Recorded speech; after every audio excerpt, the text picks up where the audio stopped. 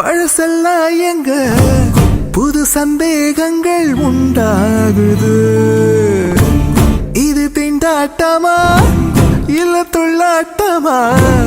மண்ணை விட்டு 2 கால் தாவுது. எப்போதும் நான் போகும் பாதை இது. இப்போது நிற்காமல் ஏன் நீளுது? என் உள்ளம் லேசாக கை மீறுது.